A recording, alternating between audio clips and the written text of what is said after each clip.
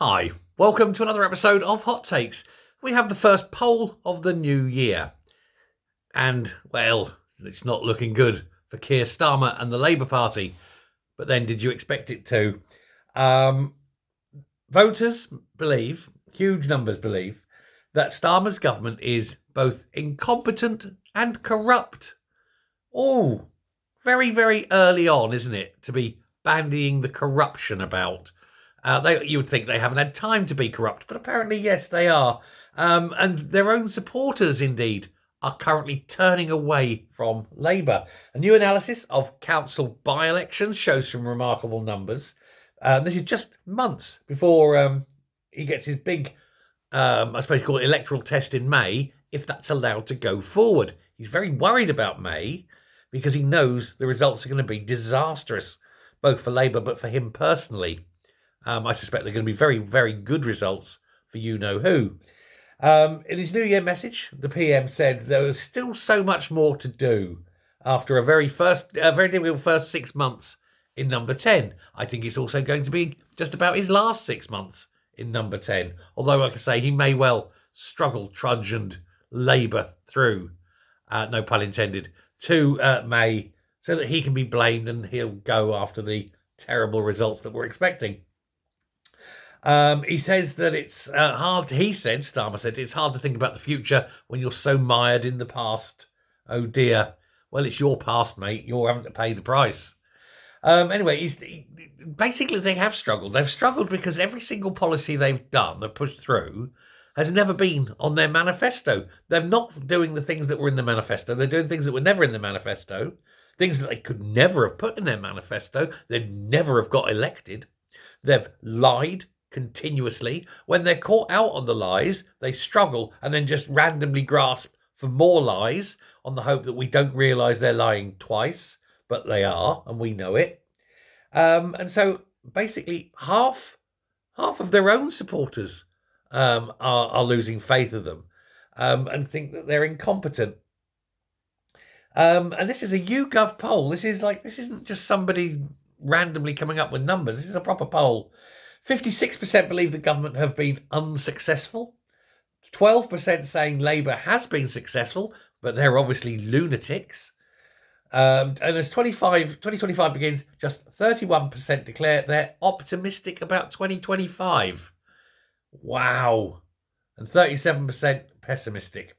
On the key challenge of the economy, just 21% say that they trust Labour most on the issue. Again, what is actually wrong with you?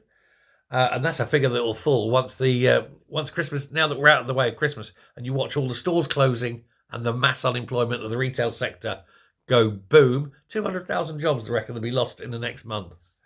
24% say they prefer the Conservatives, which is the Tories' first lead since before Liz Truss was in Downing Street. Come back, Truss, all is forgiven, I think, as far as the Tories are concerned. The NHS is the only major issue topic on which Labour retains a lead. 29% saying they trust Labour more than the Tories. 29% say they trust Labour the most. Second place is Reform on 13%. Tories, oh dear, languishing on 8%. Now, he's the most, obviously, we've had before, he's the most unpopular Prime Minister of all time. When you have that appellation, there's no coming back. He's done. He is toast. Thing is, the Labour Party know he's toast. The Labour wonks and activists know he's toast. Everybody. He's the only one who won't accept reality. He's off there pushing his way into queues so he can go downhill. But I'm afraid you're already rock bottom, mate, you know. Anyway, their huge election victory led to an unprecedented 176 council by-elections as councillors became new MPs, but the party has made a net loss of 27 of these seats, while the Tories are up 24. And there's still more by-elections to come. Lord Hayward said the results confirm what people are seeing in the opinion polls, that this is the most unpopular incoming government of all time. He said that to turn things around, Sir Keir will have to come up with clear implementation of clear policies. Now, he hasn't got any. That's the problem. Absolutely a joke, isn't it? He said, we're seeing that people just don't know what the commitment is. Why are we having plans for the NHS not due to be published until March? That's 9 months after you come to power. You should have had these plans day one. He said that's what's corrosive. He says they have no idea what they're doing, no plans for the future, and people are seeing through it. And it's far too late for them to come up now and say they've got fully costed plans. Those plans should have been there before the election. They've had 14 years to get these plans in place. Why haven't they got any? Well, it's simple. They're absolute buffoons. They haven't got no business being in power. They don't know what they're doing. They're all of them dim. And you've got liars. You've got people who lie on their CV given important roles. Oh, yes, as an accountant, you were never an accountant, love. You made the tea for the complaints department. And I bet then it was shitty tea. You know, it's just a party of failures handing themselves backslaps and reach arounds, isn't it? Honestly, it's all this is. And yet they sit there and pretend that they are capable. The public have seen through them. It is just a matter of time. It's a matter of time, I think, mostly for Keir Starmer. Like I say, he must know he's over and done.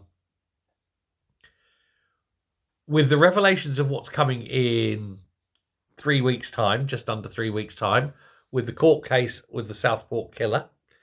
Now, this is a deeply worrying thing for Starmer. I think, I've got to be careful how I place this. It is my opinion, and I am of that opinion, that there is a connection between the Southport killer and Keir Starmer. That is why there was so much of a cover-up so quickly, and why nothing has been said, done, no interviews. That's why there was basically a D notice on it. It's why even in Parliament, parliamentary privilege was almost removed. Now, in actual fact, there's no one has the right to do that.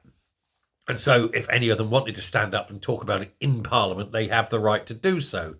So it makes me wonder if threats have not been issued by big burly men in ill-fitting suits. You know, that department that doesn't exist, you know, because there's no other reason. Now, according to Farage, he knows the connection. He says, and it will blow the country apart if it ever comes out, which means it will undoubtedly one day come out. It's just when. I think he should do it. I think he should do it now. Oh, no, don't do it now. Do it a week before the May elections. That'll be the time to do it. And that will then destroy the Labour Party. And that's the way to do it. That's when to do it. But, I mean, that's assuming it does not come out during the trial. If it comes out during the trial, fair enough. But we'll wait and see. Anyway, a dying man, a dead duck prime minister in a party full of misfits and crooks. Well done, Britain. We don't have to pick them. Thanks a lot. Bye.